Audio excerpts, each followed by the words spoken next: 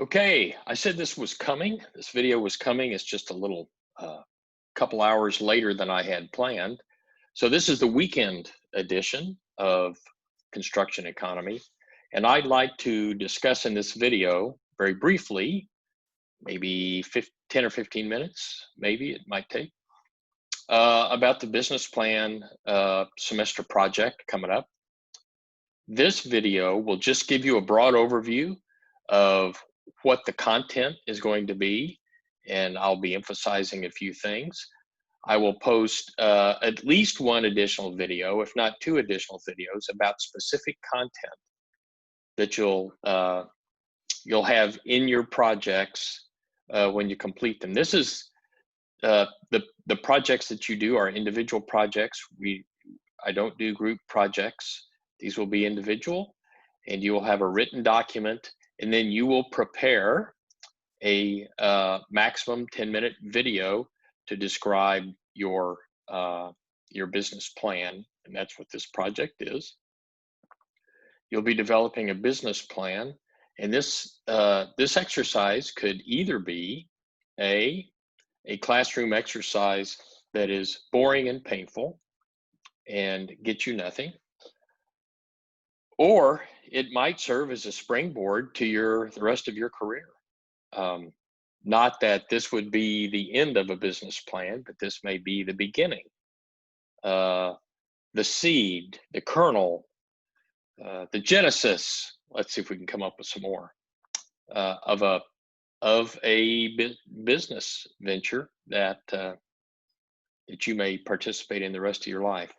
So the value of this exercise is totally up to you. And it's now the grade, you will get a grade, and the better you do, the better your grade will be. So that may be a motivator. But I would hope that you'd see this as an opportunity to really think deeply about what you might like to do and investigate some alternatives. It could be that your plan that you develop here is not what you end up doing, but it may give you some insight into how to take that next step for what you're going to be doing. Okay, I have some slides. I will post these slides in a little bit. Some slides to show you, just to give you a brief overview. Again, this is not the detail, but in the next video, I'll be giving you a little bit more detail. I will give you not only the summary of all the contents of your plan, but I will also provide the grading rubric. Think about that word. I wonder where that came from. I'm going to look that up. What a strange word, rubric. Well, I will share that with you so you'll know exactly how these will be graded, and exactly how your 10-minute video will be graded. So let's dive in, and let me share these slides here. I share this. This is called part one. Part one is the written. You will turn in a written summary document first, and then you will prepare and present and turn in your 10-minute video, and then you will have an opportunity to revise the written part and turn in a final written part. So the first written part is can be the score on your first written part can be supplanted by the next written part. Details on all those things are coming in the next video. Okay, so this is overview, a little expectations maybe, and there will be some links to help you. So when I post this, it will be a PowerPoint file, not a PDF file like I typically like to post. You'll get the PowerPoint version here. Okay, this is going to be the first thing that you'll need to do is provide well, the whole thing really is an industry analysis, and we'll talk about the elements of what the industry analysis is. And in class, actually, I'll be presenting a lot of information in the coming couple of weeks about that are very pertinent to the project. Your industry analysis is going to cover the following, and I'll talk about these in more detail here in a minute. The industry size, particular industry size, industry segments, and the maturity of that particular segment. You know, has it been around a long time? Is it brand new? Stuff like that. SWOT analysis, strength, weaknesses, opportunities, and threats. So you'll look at things like, gee, how hard is it to get into this industry? Do I have a special insight that will allow me to get into perhaps an industry that has high barriers of entry, but I have an interesting or a unique idea that allows me to squeeze in here? Or is it something that you can establish? Maybe the barriers to entry are very low. For example, now location makes a difference and existing competition makes a difference, but residential construction, typically, in a lot of places, the barriers are reasonably low. Of course, funding is always an issue.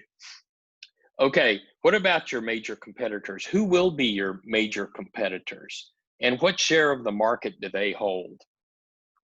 This will be, specifically tied to the geographic region, perhaps, for your company, or maybe it's global, in which case your competitors, of course, would be very different. So,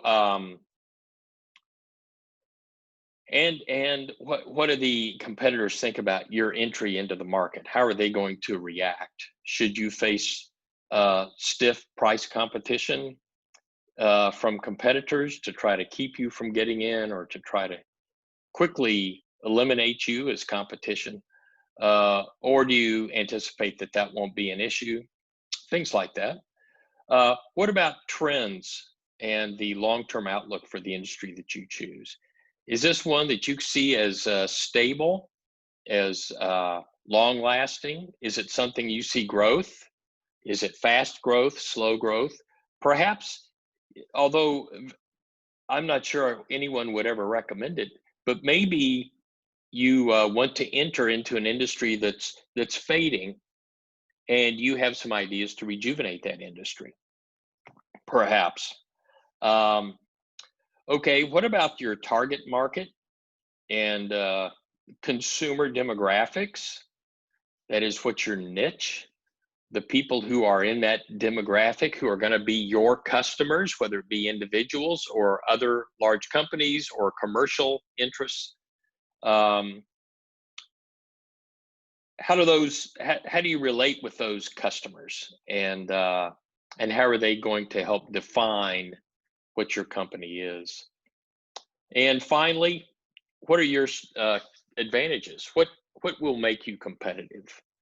What items, what elements will contribute to your success? And those are very important. So let's look in a little bit more detail about these. You'll also have a marketing plan. So you'll have an industry analysis, and you'll develop your marketing plan, and the marketing plan will be how you will market, how you will advertise and sell and promote the goods or services that your company provides. So again, here's the list on this slide. You need to provide the overall marketing strategy, the marketing mix. So are we going to be on, what's the Westwood One network, or are we going to be on Hokey Vision, or are we going to, is it all going to be word of mouth? We do a good job for one customer and they sell us to other customers. We're going to put signs up on the road, or are we going to have Facebook ads, ads on YouTube? Okay, so how are you going to let people know you're out there, and let customers know that they should come to you for business? What about sales? You can't do business if you don't sell. And so how are you going to manage? How are you going to handle that? And of course, what's your budget? whenever you market, whenever you sell, you're going to need it's going to cost you money. And maybe cost isn't the hepped up word to use. It's an investment, right? It is an investment in your company. So now in the business plan, in the industry analysis part, you'll look at the size of the industries, the maturity of the industries. There was one bullet on that, and here's some details. So you can use national data, and you can go to IBISWorld and do a lot of research out there. From your safety of your own home, your apartment, you sit down with your computer and you can get out there and do this. You can look at the NAIC system to look at different market segments. And then, of course, you need to think about the maturity of the market. And some old geezer like me, I have some experience that I could probably kind of spitball some maturity levels for a lot of these segments, and maybe some I couldn't. Unfortunately, since you're young and history is something you haven't lived yet, this may be a little bit more challenging to you. But I think you can figure this out, and you can go out on the web and determine. You can see then there's a little graph here that gives you a picture here of the different industry life cycles, typical industry life cycles. Even non-construction related, you could look at something like Microsoft. Everybody, could not imagine that at one point Microsoft would be kind of a stable, giant, slogging organization, and yet it's pretty much what it is. So anyway, there's that. If when you do a strengths, weaknesses, opportunities, and threats analysis, here are some of the things that you can look at.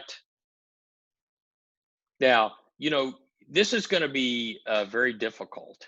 I'll have to say that, and you won't do a very good job on this because you don't have a company yet. Typically, you do a SWOT analysis after an organization exists, and what your strengths are, and you might get an idea for what your weaknesses are. So, however, from the work that you've done and the research that's gone on, you should be able to identify what you hope your strengths are, what you are afraid your weaknesses might be honest about that, and what opportunities exist, certainly, and then the threats to success. And identifying threats should be really kind of come naturally to most anybody, because the threats are kind of an excuse to do nothing, and people generally find that something that comes naturally. Okay, major competitors, you don't have to get into incredible detail, and you don't have to list all of them you can imagine, but you can see here some items that would go into the major competitor analysis. Markets that are served. You may have competitors that serve multiple markets, but they're only a competitor to you in your market in one way. So that starts to play and create some real challenges for you. You can do it. Let's keep moving on to keep this video reasonably brief. Trends and outlooks for your industry, growth, non-growth. Here in the third bullet down there, it could be that this coronavirus, which I stay away from discussing because my opinions are different than most here. The coronavirus situation, regardless of what you think about it, may be hanging around and influencing activities for a while. And if you started your business in the spring, would you think, no, I'm not going to start it till the fall? And if so, why? And is it a coronavirus issue? You might want to ignore the coronavirus, which may be a smart thing to do. Anyway, that's the type of thing that you need to keep in mind, and use your smarts. You all would not be at Virginia Tech uh, studying construction if you weren't bright, if you weren't, cream of the crop kind of students. Now that doesn't mean that you think correctly all the time, or that you put in the time you should to think correctly, or that you always apply yourselves. But you can figure this stuff out. I know you're smart enough to do it. So that last bullet is really important. There may be trends, but you may say, you know what? I'm not buying that trend. I'm not headed in that direction. I don't think that's where everybody else is going. I don't think that's the right place to be, and here's why. That's contrarians oftentimes are very successful. So you might want to think about that. So can you identify your customers? Can you pick them out? If you're in a crowded room at a cocktail party, maybe you guys don't do those. I guess the crowded rooms you don't do anymore. At a cocktail party, would you know who your customers were? Could you pick them out? Are they a certain type of individual or company or group? And if you're pinpointing a particular area, a state, a region, a locality, let's dive into that and see what you can determine. And there's some more websites that will help you. This entrepreneur website has a whole bunch of really interesting things. I think you would like them. So competitive advantages. What are going to be your competitive advantages and likely influence on success?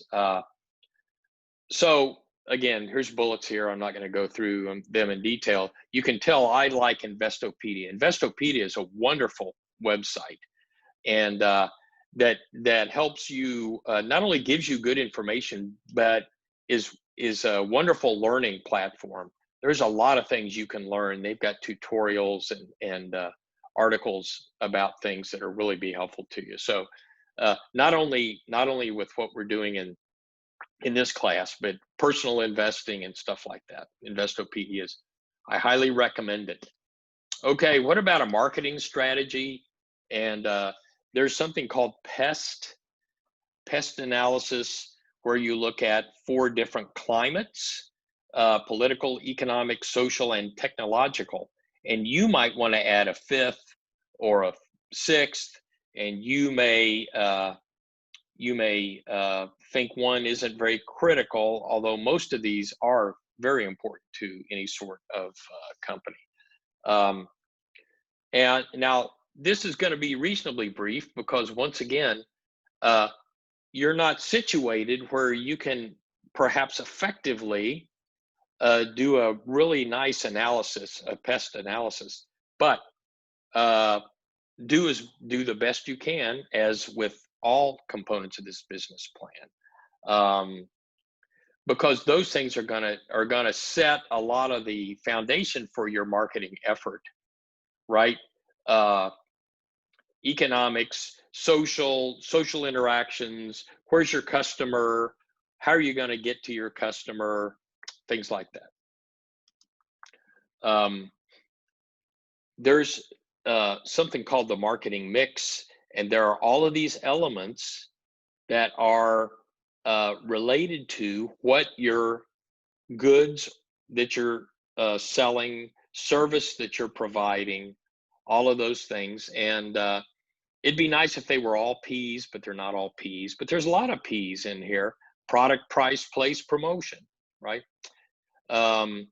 Advertising, we could say pushing your product, distribution channels, purveying your, I don't know, I'm pushing it now. How will you just distribute your marketing efforts, and how are you going to control public relations? I used to be part of one of these shave clubs, so I could get good razors every month. Turned out it's too expensive. So I go out to Sam's once a year and buy 52 disposable cheap El Cheapo razors for like $15. But anyway, they were so focused on public relations because they wanted to let you know where they were, what organizations they were helping, how they were socially responsible, that sort of thing. Well, that doesn't sell for me, but a lot of people it does, these days. So you want to think about, do your customers expect something like that? And if they do, how are you gonna handle all of this, your image with your customers? And of course, web and social media are everywhere. I mean, it's just ubiquitous. So you need to think about those things. There's a nice, pretty picture for points that you cover in a marketing strategy, and this is kind of a summary of the detail that we've already covered. I'm gonna blow by that. So, what about sales? The management of sales. Who's in charge? Is it going to be you? Are you going to be the big promoter? Are you going to have somebody else in your organization help with sales? How do you reach out to people? You might have a series of kind of representatives who represent you on a part-time basis, right? Those people are out there. So, and how are you going to help with sales? Uh, uh, my brother-in-law is an insurance agent. You know what helps with his sales? He belongs to the country club. He plays a lot of golf, or did play a lot of golf, and that was important because that's where he met his customers. That's where his customers were. That's where he could get a chance to interact with his customers on a casual basis, and yet use it to build into business relationships. So I'm not saying everybody needs to be a golfer or needs to go play golf, but you need to identify that, because it's true that you're going to be trying to lay foundations, and your batting average is likely to be pretty low.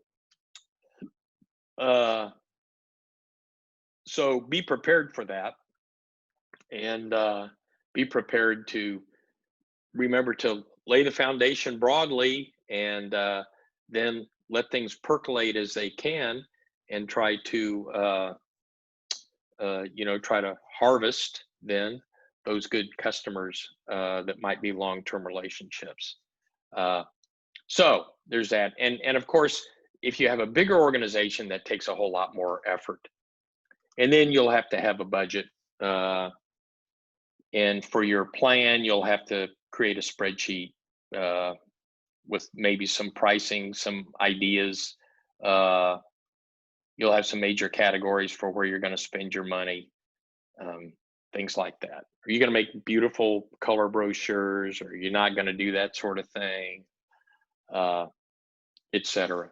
So I'm going to stop there, because this is far longer than I'd hoped, as usual. And we'll talk about all of the specific business plan expectations in the next video. But let me say something about this project. This project is going to take a while, and it's going to take a concerted effort on your part. So this is kind of where we separate the wheat and the chaff, if you will. I would say that this project is going to be at least 20 hours of work, and maybe 30 hours of work. And well, when you think about a 3-hour class, that means 6 hours outside of class, right? And per week. Used to be 9, but they gave up and just said, yeah, it's 6. And we've got about 5 weeks left. So So bingo, there you go. It's not overwhelming. But you will be preparing a document, as you'll see later on the next video. You know, if you turn in your first draft, it will be evident, and your score, your grade will not be as good as you wish. So I'll talk more about that in the next video, but this requires effort, and effort is expected, and good quality work is expected, which means that you're going to have to give it the time. And then with your written work, you're going to have to edit your work. That means read through it again and improve it. I haven't talked about the length of this business plan yet. I'll talk about it in the next video. Don't worry about the length at this point. The harder you work on it, the shorter it will get. The less you work on it, the longer it will be. That may seem counterintuitive, but it's true. The best business plans will be succinct, they'll be focused, they'll be well edited, and they'll be brief, but they'll be packed with content, and the right content. They won't be repetitive, and they'll be well organized. So we will talk about that in the next video, which will be, I'll probably make that sometime in a day or so. I'm trying to think about my schedule. But that video will be before we have class next week. So, and we'll be able to talk about things at that point as well.